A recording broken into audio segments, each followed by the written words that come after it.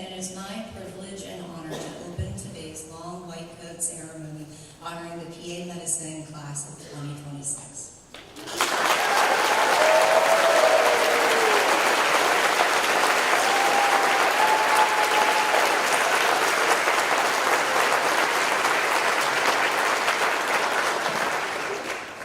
Now first, I apologize. Yesterday I started to lose my voice.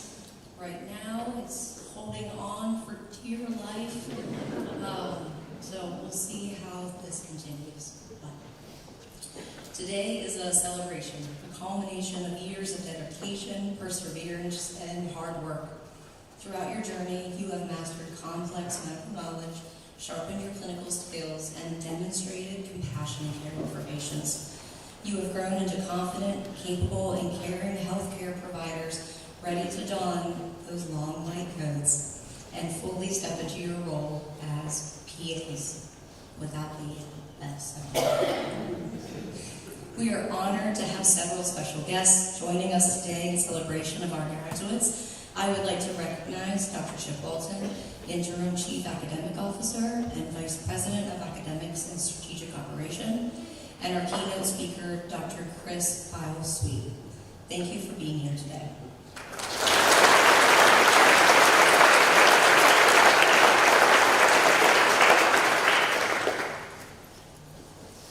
I would also like to take a moment to recognize the PA Medicine faculty and staff whose dedication, expertise, and mentorship have guided this class from their very first day in the program to today's milestone. As I call your name, faculty and staff, can you please stand and remain standing until everyone has been recognized. Dr. Tessa Ralston, Director of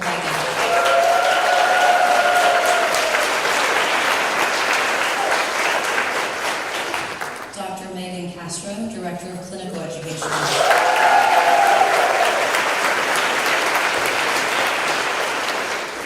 Dr. Joseph Bowman, Principal Faculty.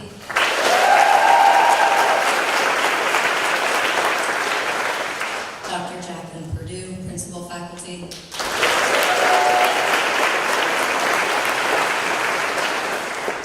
Dr. Greer Trainum, Principal Faculty.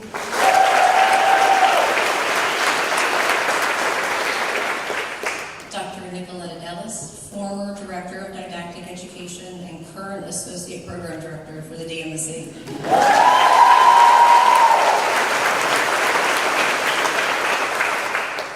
Dr. Joni Morcom, Adjunct Faculty.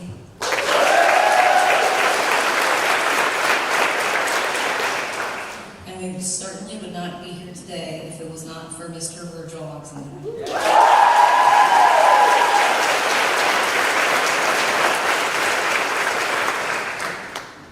I would also like to recognize a few members of our PA faculty team who were unable to be with us today. Dr. Amy Popko, Clinical Assistant Professor, Dr. Eric Schmidt, Principal Faculty, and Dr. David Truitt, Medical Director. Please join me in recognizing our PA Medicine faculty and staff.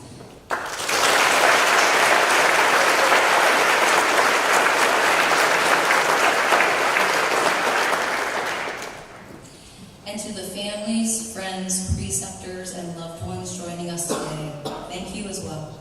Your encouragement and support have been an important part of the journey that brought our graduates to this moment, and we are grateful that you are here to celebrate with them.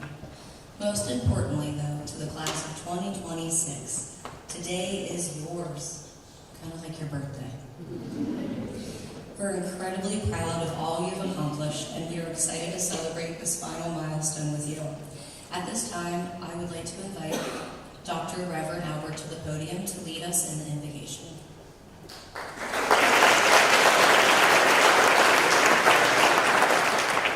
Well, good morning. My name is Nathan Albert. I serve as the University Chaplain and Assistant Vice President for Belonging here on campus, and I bring my greetings and celebratory remarks. It's always such a fun celebration to see all the work you've done, and also, families, it is great to see your joy as they come up here and get their long coats. So I invite you to join me in the spirit of your tradition as we center ourselves and ground ourselves for the sacredness and celebration of this moment.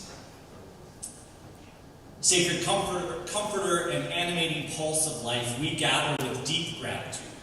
We give thanks for the long journey, the immense effort, the countless cups of coffee, and the long sleepless nights that has brought these students to this day in their careers. We are grateful for this celebratory moment, for the web of relationships, friends and family, faculty, staff, and mentors who have supported these students. We celebrate the unique alchemy of this cohort, a bond that has forged a new foundation and that has become a true family.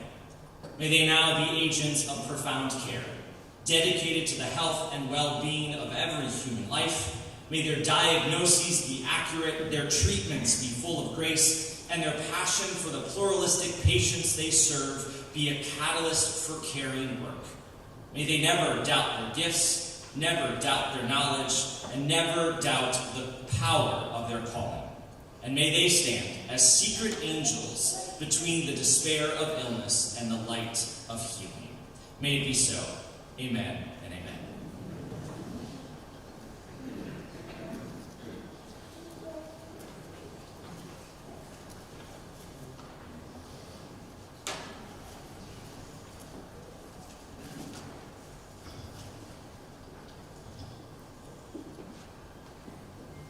Good morning, students, families, friends, faculty, deans, and congratulations. It's a pleasure to be with you today. My name is Dr. Chip Walton. I'm the Interim Chief Academic Officer. Graduates, you've dedicated yourselves to the noble endeavor of becoming PAs, and I am grateful. Today, perhaps more than ever before, our world needs your gifts and abilities to improve the quality of and access to health care across all demographics. The fragmentation of the postmodern culture we live in today has left folks feeling more vulnerable than ever, and I cannot recall a time wherein access to health care has been more important. We see it in our families, our communities, and institutions. The need for skilled, compassionate healthcare professionals like yourselves is not just significant, it is vital. Your work will have a positive impact, and that should not be understated. As PAs, you will be on the front lines of healthcare. Getting to this day took real strength, and you will now use that strength, whether in clinics, hospitals, operating rooms, urgent care facilities, or emergency rooms, to serve others. The jobs that you will take are not 9 to 5. Crisis doesn't clock out at 5 p.m. You will need to remember to take care of yourselves, even as you take care of others.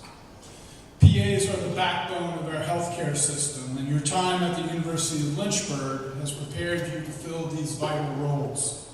It is no secret that our healthcare system is facing numerous challenges: an aging population, persistent inequities in access to healthcare, critical shortfalls in healthcare providers, and rising systematic burnout. But I feel better today knowing that we have such talented, bright, and caring individuals who are at the scorer's table ready to check into the game to help turn this thing around. You have all shown that you have the exceptional technical skills required to serve such important roles, but I want to also acknowledge you have been learning how to do the emotion work required in this discipline. The sociologist Arlie Hochschild coined the term emotion work in her book, The Managed Heart. That is, to change in degree or quality one's emotion to fit the feeling rule or emotional norm. There is an emotional definition of the situation that informs the clinic, the operating room, and the ER. You are faced with patients who are not only physically vulnerable, but also emotionally vulnerable, and you must balance the need to deliver critical health care while at the same time extending empathy to your patients and acknowledging the human element of what is unfolding in these settings. This is perhaps the secret to delivering quality care, that is, finding the proper aesthetic distance in which to operate most effectively. You can't become overly emotionally invested in patient outcomes or you won't be able to do your jobs.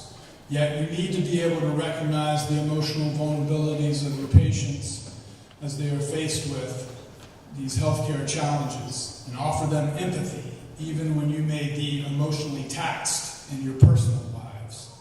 This is no easy feat, but your experience at the University of Lynchburg has prepared you to meet this challenge, and we are grateful that you have chosen this life of service at this critical juncture in modern healthcare. Associate Dean Chaffon told me that some folks call the commencement ceremony in May fake graduation because there is still important work to be done during the summer. But rest assured, it is for real this time, and that short white coat just grew a little longer today. Thank you for wanting to make the world a better place by helping heal those who are hurting. I know you are future leaders who will represent Lynchburg well and be a bright spot in your communities. I'm so proud of you and all you will contribute as healthcare providers. I wish you the best as you begin this critically important work. Congratulations again, class of 2026.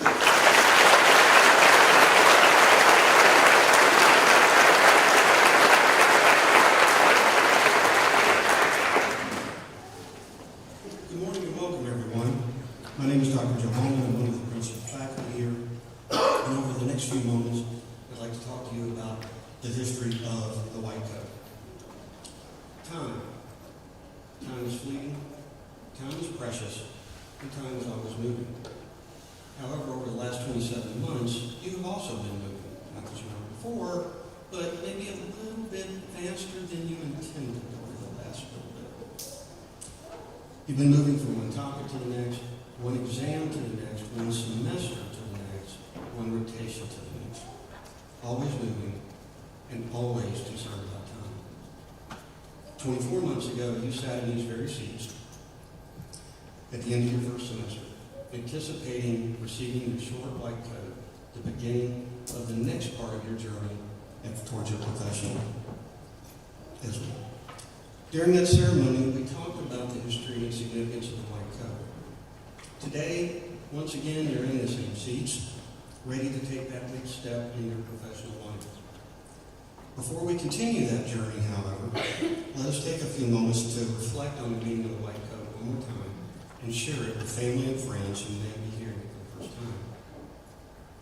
In the earliest days of medicine, black coats were originally worn when visiting patients and during cadaver dissections, because these were seen as solemn, serious occasions calling for dignity, formality, and respect.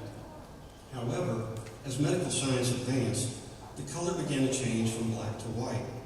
White coats could withstand high germ-killing temperatures while being washed, and stains were immediately visible, qualities that reinforced the ideals of cleanliness and safety.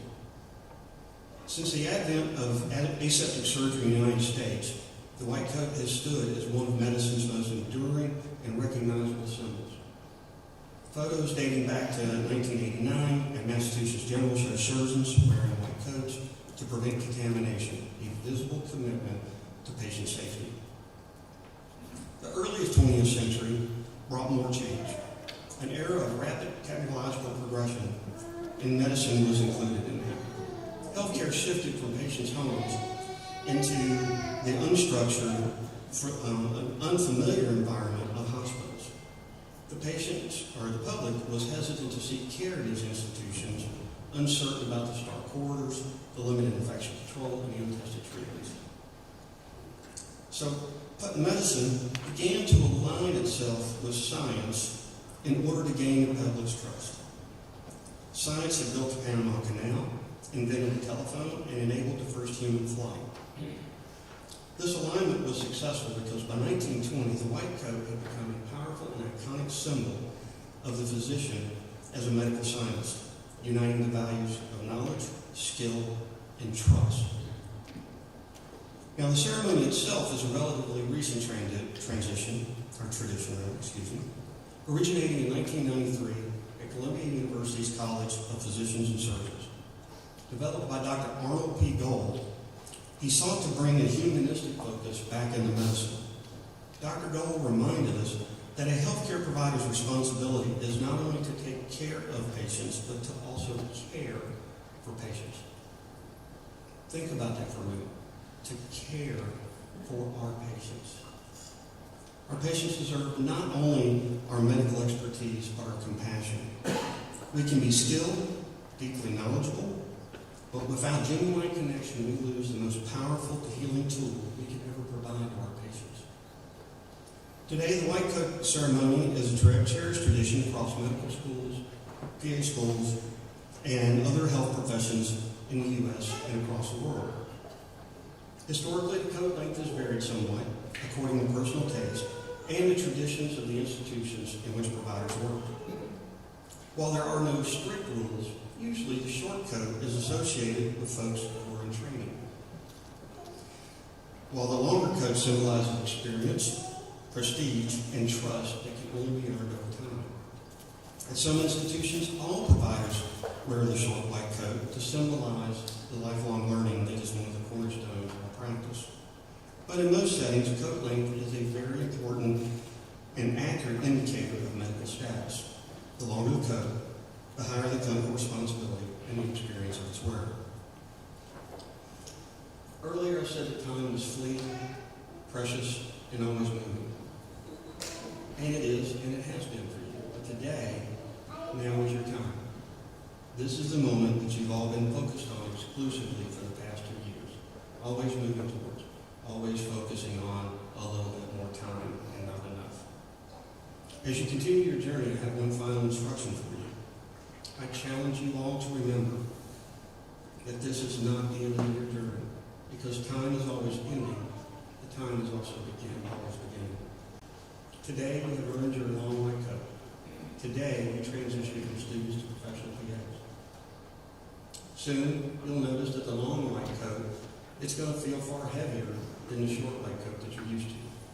It's not the fabric. It's not the stuff in the pockets.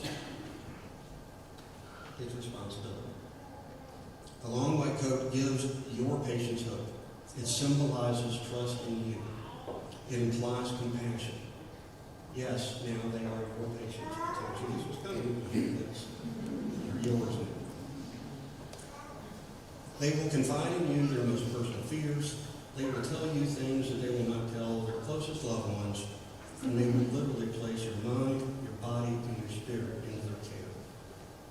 Now that responsibility is yours. May the white coat always remind you not only of what you have achieved, but what you have yet to achieve for your patients.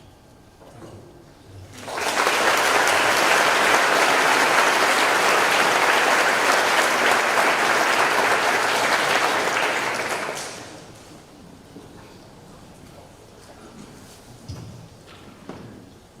Good morning, everyone.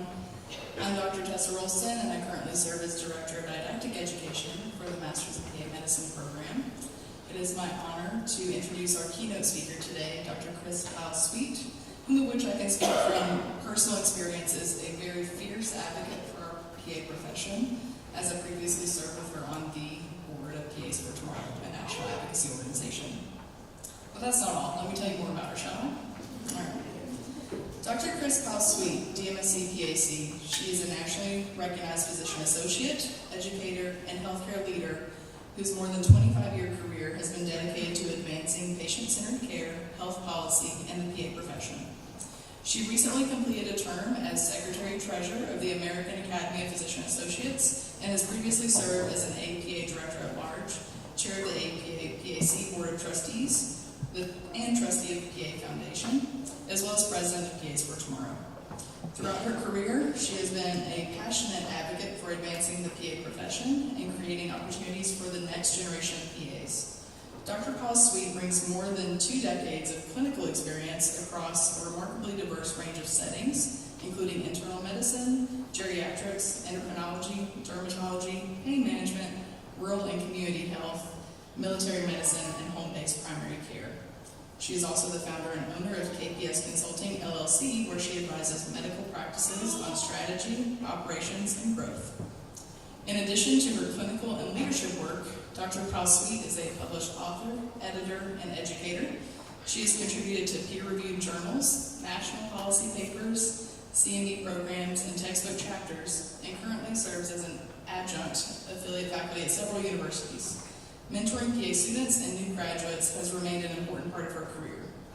She earned her PA degree from Kettering College and later completed both a Master of Science in Education and Leadership and a Doctor of Medical Science and Leadership from A.T. Still University.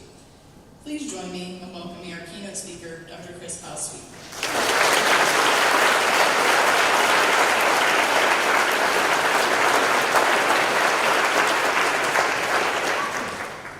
Thank you, Dr. Ralston. I have known her since she was a student, 2 years ago? So graduates, faculty, family, and friends, I wholeheartedly thank you for inviting me into this moment. We're not here just to celebrate you getting your white coat. We are here to commission you to who you are going to become as a physician associate in a healthcare system that truly, truly needs you. Over the last few years, you've learned the language of medicine, the art of listening, and the discipline of showing up even on the hardest days. You've studied well late into the night, sometimes not even sleeping, I'm sure, cared for patients before caring for yourselves, and held one another up when it felt like there was nothing else to give. You didn't do this for a line on a resume. You did this because something inside of you did not want to look away from human suffering. That something is your professional identity. And today, I want to talk about the 3 pillars of that identity. We're going to talk about your role as advocates, your membership in your professional community, and your commitment to your own well-being so that you can stay in this field for the long haul. You're graduating into a healthcare landscape that's designed by crisis and possibility. In the United States, federal projections show that we are heading towards a well-known shortage of 100,000 physician providers just in the next decade, particularly in primary care and frontline specialties. At the end of 2023, more than 100 million people lived in primary care health professional shortage areas. These are not abstract numbers. There are the rural towns where the clinics close on Fridays because there's no one there to staff it.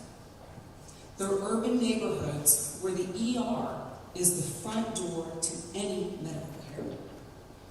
They are where patients ration insulin, skip follow-ups,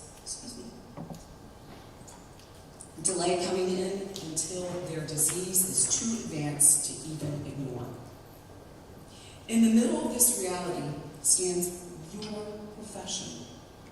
The PA workforce has been growing rapidly for many years, but recently, a 28% increase between 2020 and 2024. That means around 190,000 PAs, basically 55 PAs for 100,000 patients nationwide. New PAs are entering the field in record numbers. In 1 year, 12,000 PAs entered practices. You are part of that wave. If the story ended there, it would be very impressive. A growing workforce shortage, you are stepping into a need. The truth is deeper, however. PAs are not just filling gaps. They are reshaping access to care. Students have shown that when PAs are more likely to work in rural and underserved areas more than the physician providers. We provide cost-effective, high-quality care where patients have limited or no insurance. When you walk across this stage, you're not joining the profession. You are walking into patients that have been waiting for you. In this environment, advocacy is not optional. And I'm sure you've heard a lot about advocacy during your training. It's not an extra, I promise you. It's not something that you do someday when you have time. It is part of your license. It is baked into the oath and the trust that your patients place in you. Advocacy starts with one person and one examiner. It's the moment that you notice that the patient doesn't truly understand the paperwork you hand them. You stop, you sit down, and you read the instructions to them in plain language. Or it's meeting the social worker in the hallway and saying, hey, can we find follow-up so this guy can come back in to get his medication refilled? It's adding one more call to your daily schedule for a patient that you've been concerned about.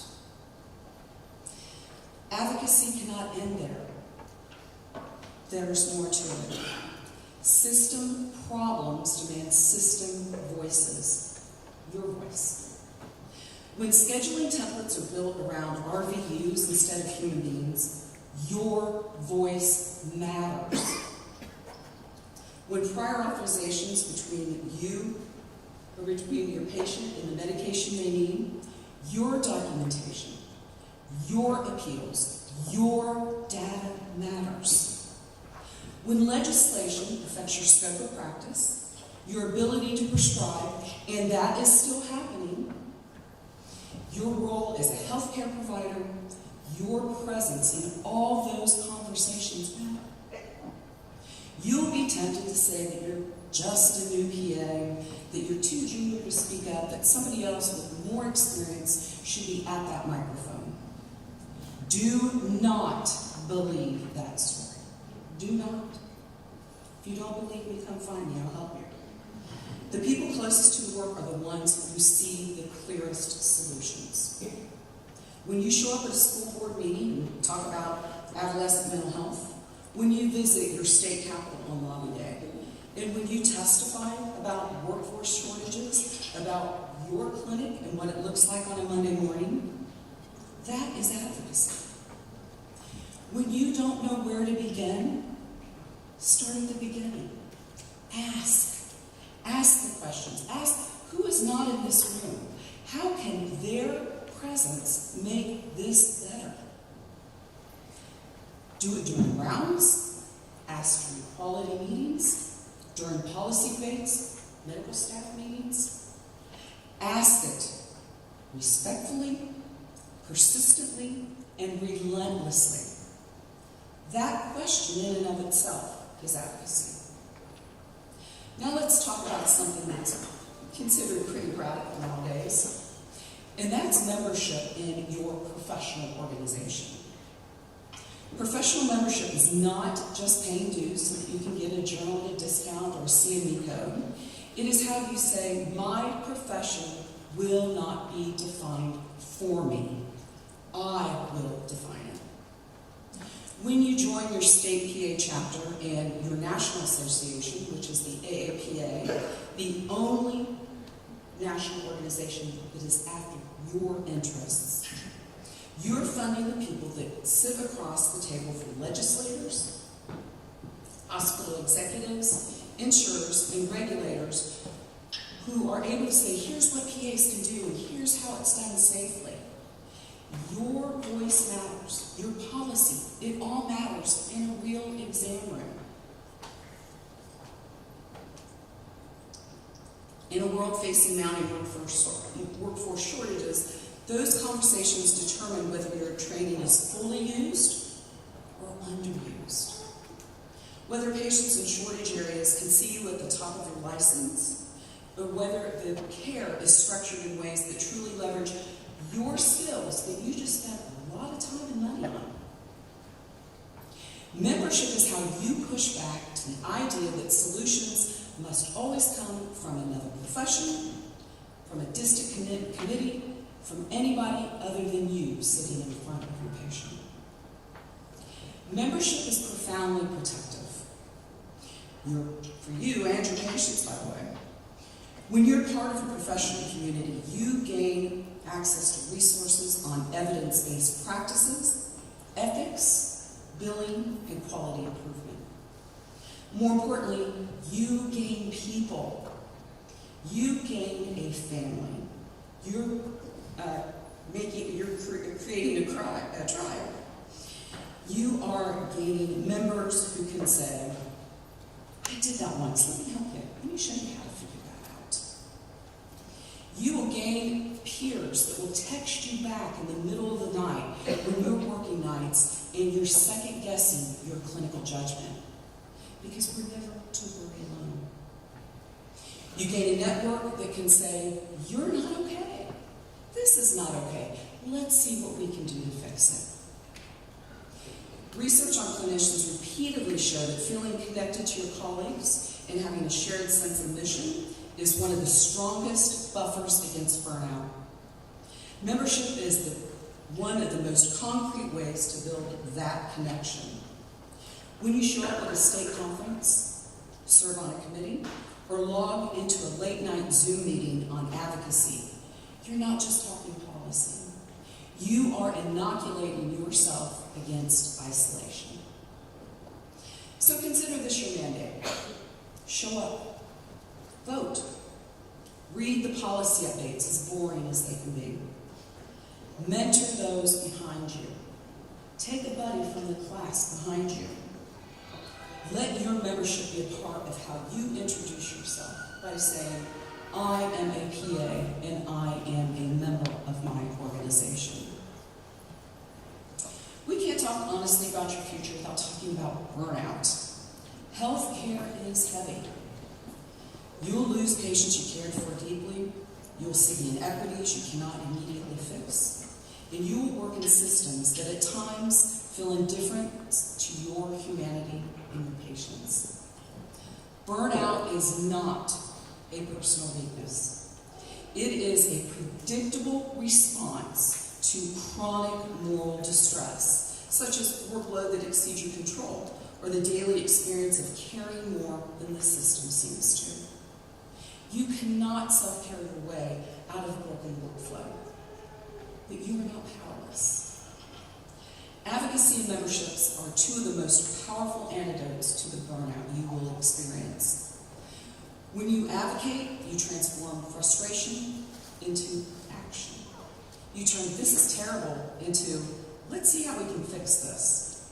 That shift from helplessness to agency is psychologically protective. When you're part of a strong professional association, you're not a single clinician screaming into the void. You are part of a chorus that cannot easily be ignored. There's also a quiet personal mandate I will give you.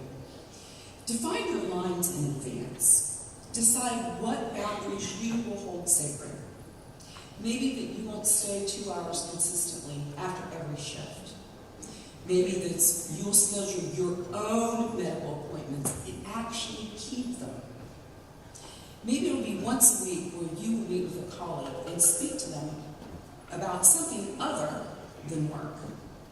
These are not luxuries. These are lifelines, survival skills. They are how you protect the part of you that sat in the classroom on your very first day and said, I cannot believe I get to do this. Let me share a story with you that could belong to any one of you. Imagine a small community clinic in a town most maps forgot. The nearest hospital is 45 minutes away. For years, the clinic has been struggling to keep a full-time physician provider. People line up at the doors, early morning, before dawn at times, just hoping to be seen. A new PA joins the team.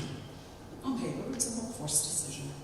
A way to stretch limited physician-provider coverage in the middle of a national shortage. In practice, it changes everything. The PA starts a simple walk-in blood pressure clinic 2 mornings a week. She partners with a local church to host a health fair.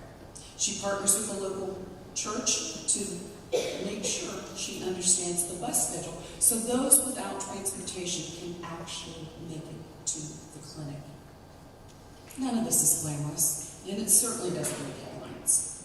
But over time, more patients get their hypertension controlled, less are showing up with strokes, and families know that there is someone who will see them and actually know their names.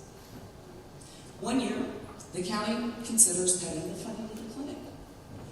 So the PA decides to do something that feels very frightening. She decides that she's going to testify at a local public hearing. She brings data on how many patients she serves. She tells the story of a grandmother whose hypertension was finally under control. She doesn't stand there just a PA. She stands there as a member of a profession backed by association in echoing the concerns of colleagues across the country. The funding is preserved.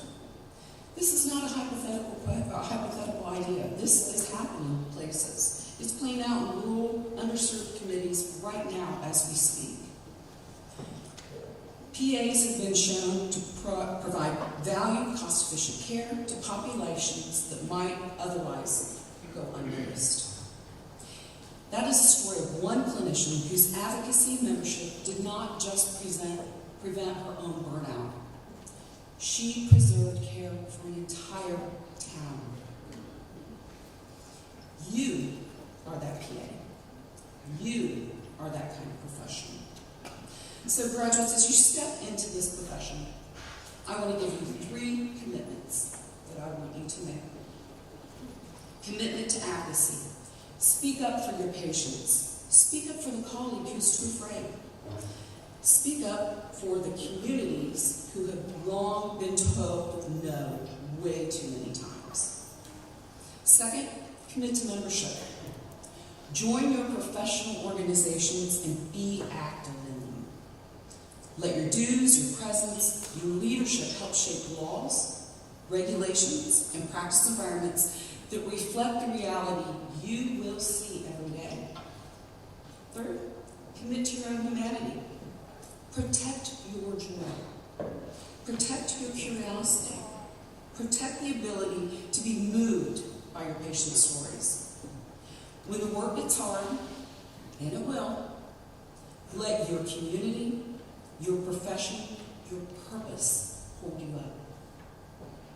The healthcare system you're entering isn't perfect, but it's not movable. The workforce shortages are real, but they are not the end of the story.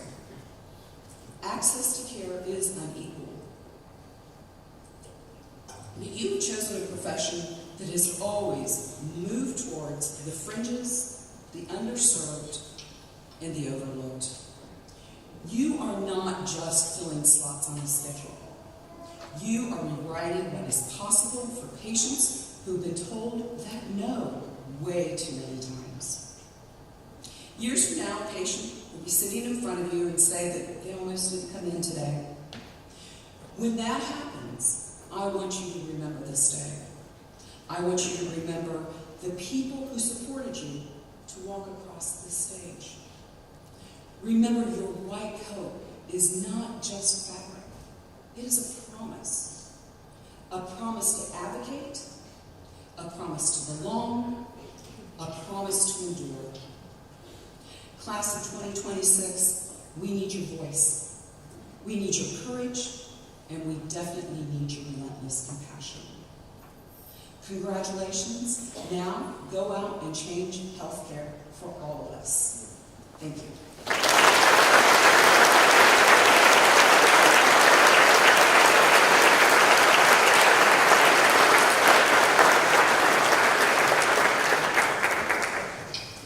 Thank you, Dr. Sweet, for those thoughtful and inspiring remarks and for taking the time to be here today to celebrate the class of 2026. We truly appreciate your leadership, your commitment to the PA profession, and the wisdom you have shared with our graduates, especially about my favorite, advocacy, as they enter and begin their professional careers. It is now my pleasure to introduce someone who has represented the class of 2026 throughout their time in the PA Medicine program. Please join me in welcoming our class of 2026 President, Bryson Villa, who will share a few words on behalf of the graduating class.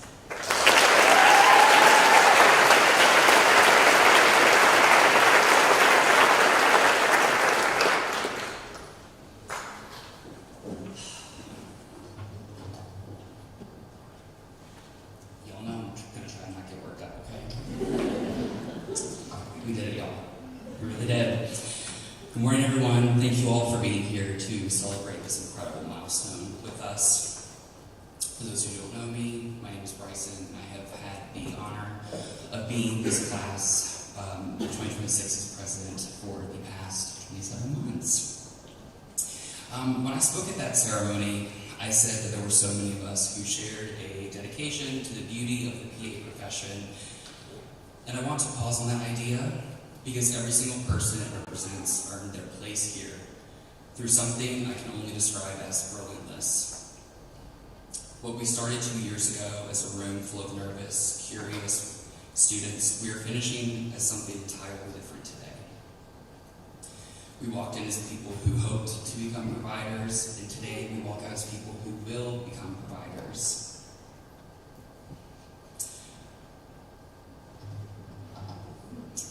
That transformation didn't happen in a single moment. It happened in the accumulation of thousands of them. It happened in the classroom, in the cadaver lab. Yes, however, more than that. It happened out in the field, in the exam rooms and hospital hallways where we finally got to do the thing that we came here for. Somewhere in the middle of the clinical year, we stopped rehearsing medicine and started practicing it. We learned to sit with patients in their hardest moments. We learned to think on our feet, to admit what we didn't know, and to keep showing up anyway. Every one of us was shaped, challenged, and reformed into the provider that we are going to be. And I hope that you feel that change in yourselves as clearly as I see in all of you. Aaron, I know you're looking at me, girl. I said something else 2 years ago that I want to return to. We are entering one of the most sought after and respected professions in the entire country. A profession the healthcare system doesn't just want, but genuinely needs. That is not a small thing. That is a testament to every PA who came before us and to every one of you who's about to carry it forward. And I don't say any of this lightly, because I know what it costs to get here. I know about the missed family events, the milestones watched from a distance, the loved ones we couldn't be there for when we wanted to be. Those sacrifices were real, and they were made by our families right alongside us. To the families in this room, thank you.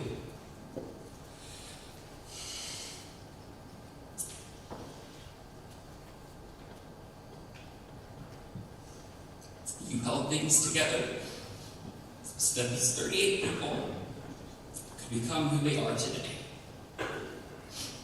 And they would not be standing here without you.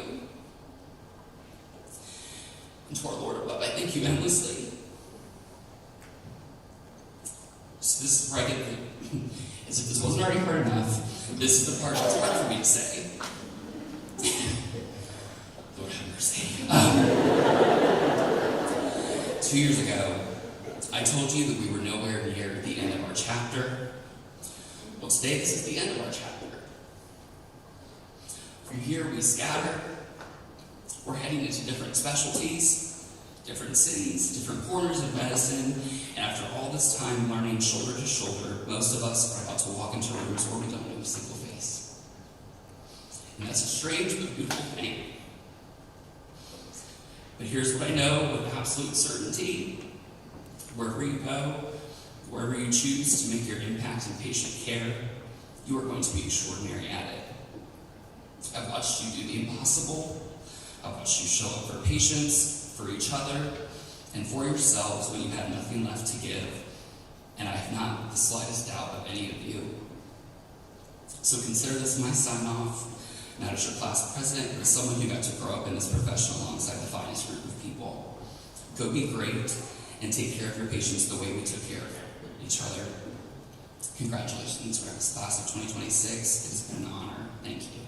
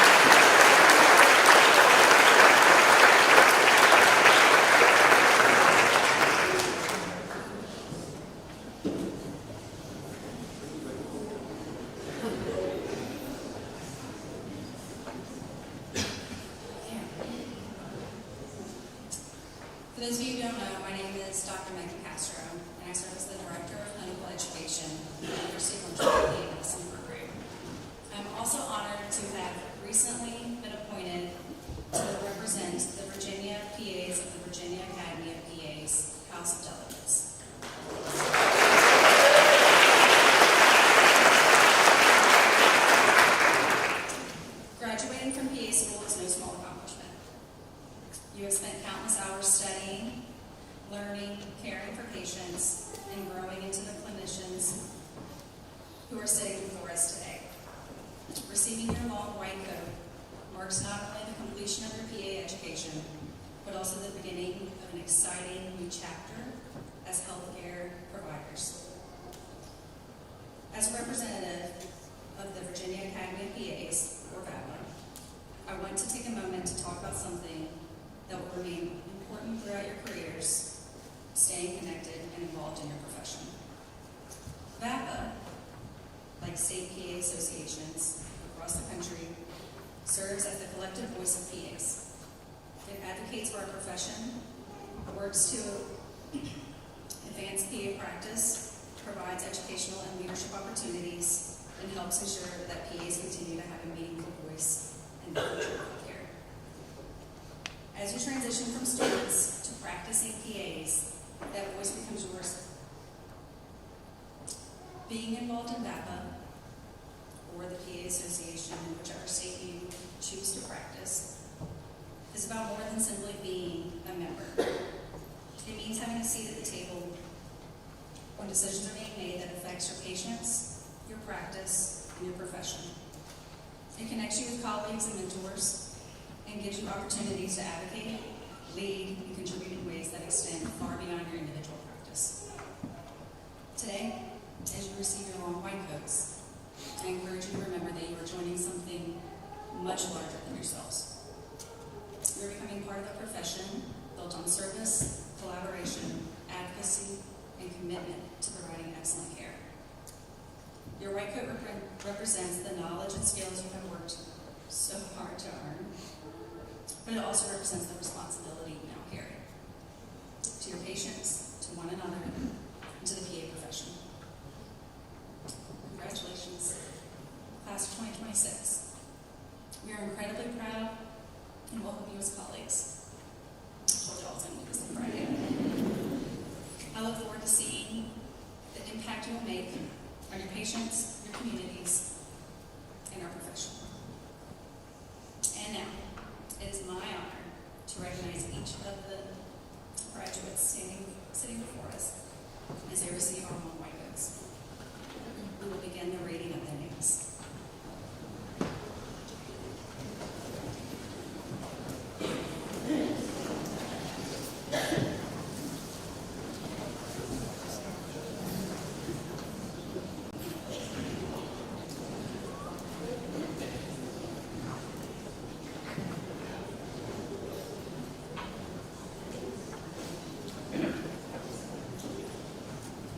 Stephen Anhol.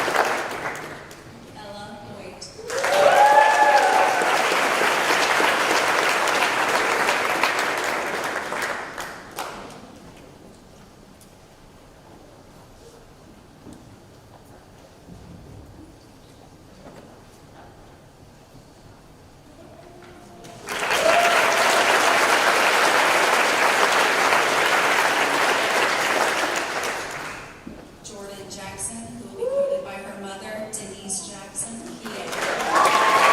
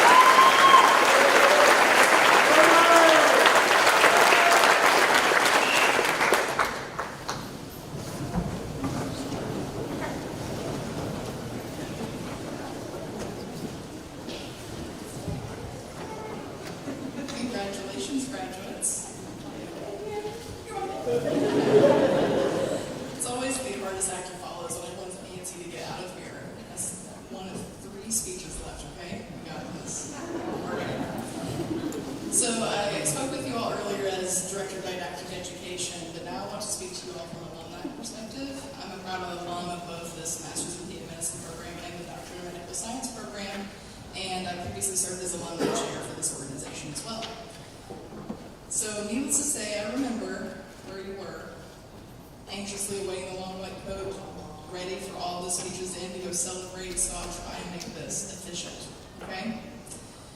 I do want to say that as an alum, it's brought me so much joy to serve the community in which welcomed me as a PA student in 2016. I've had the privilege of watching you all grow into the PAs that you are now, from the very early days. Remember your first sim lab case? To growing through clinical rotations to who you are now. I can say firsthand that this program has prepared you for this journey ahead of you, no matter what you choose to go into, which state, which specialty. With that, it is my honor to officially welcome you into the PA Medicine Alumni Association. The opportunities ahead of you are endless, and I'm so excited for each and every one of you. What you have accomplished to get here is extraordinary.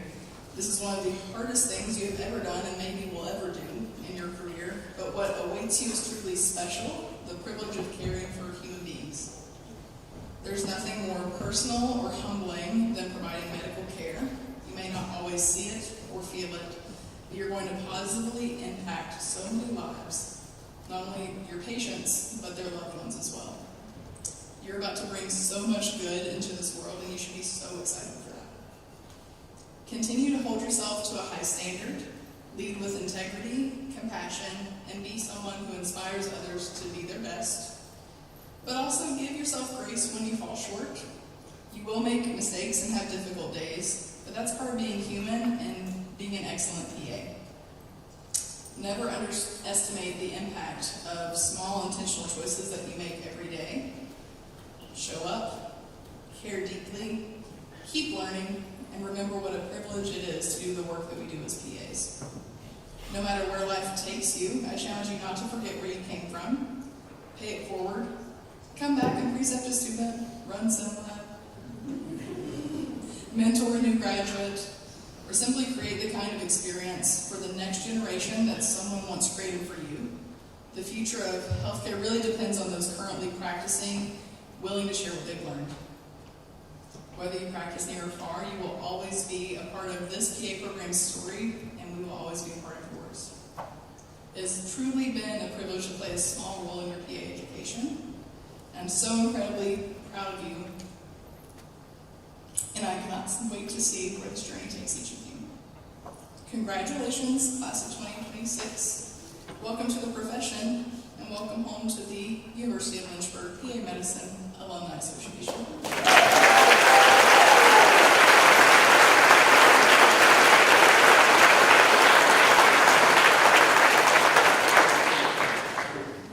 Wow, look at all these PAs.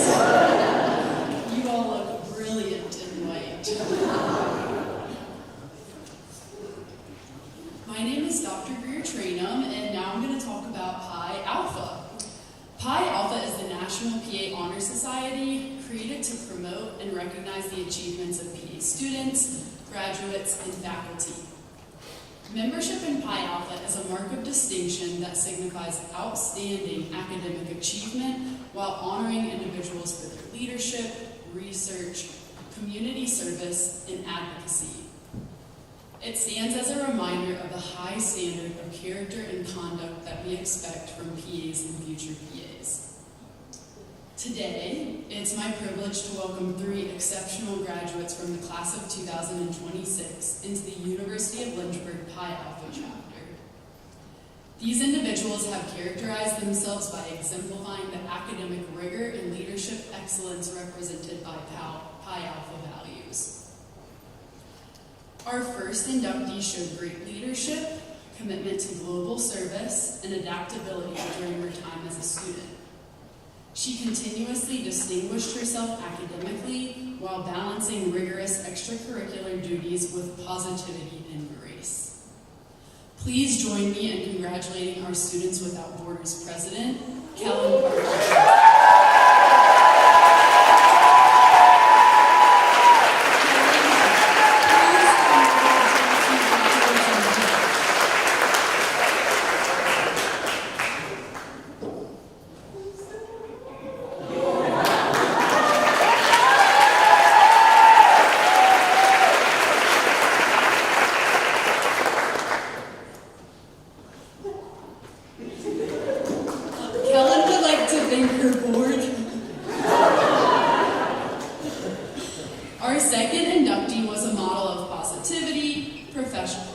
professionalism, and tenacity during her time with the program. Her commitment to community and global service and individual compassion for patients are just one of her many qualities that will make her an outstanding PA. Please join me in congratulating our Students Without Borders Travel Coordinator, Anna Jenkins.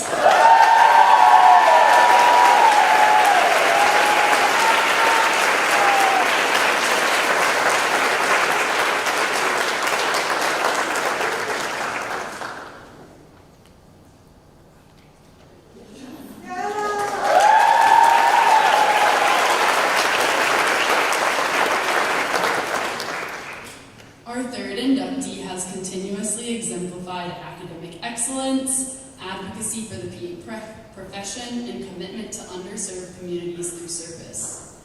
Her continued dedication to serving others, advancing the PA profession, and pursuing excellence in all aspects of her education truly reflects the values of Pi Alpha. Please join me in congratulating our VAPA Executive Student Representative and AHEC Scholar, Olivia Pincombe.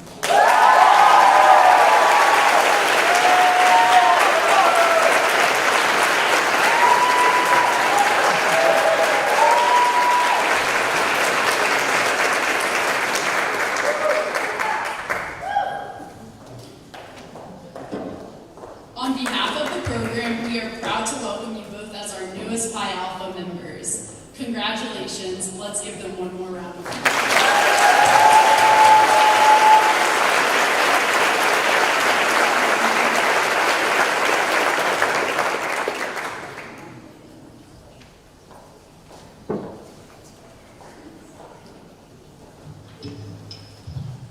For those who are counting, this is the last speech.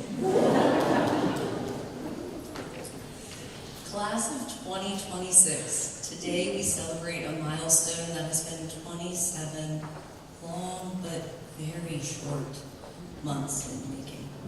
Over that time, I have had the privilege of watching you grow from students learning how to think like clinicians into PAs who are ready to care for patients all on your own.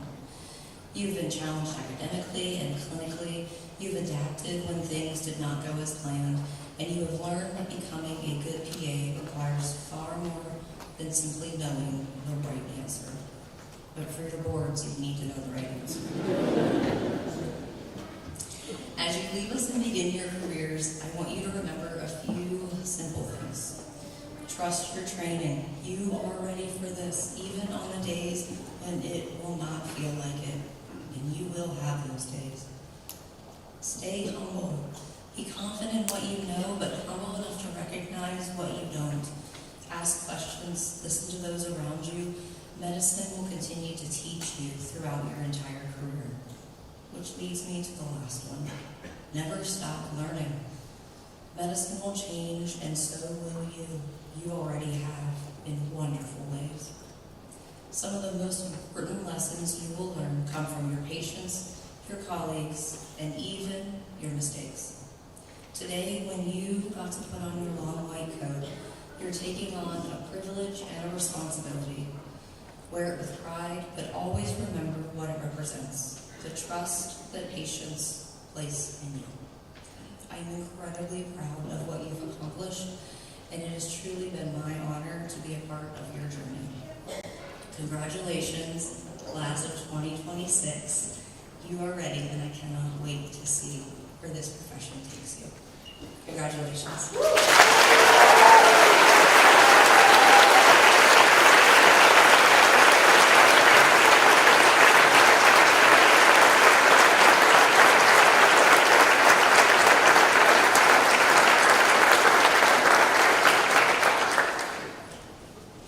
At this time, the platform party and our brand new graduates will process out of the chapel for returning for formal photographs.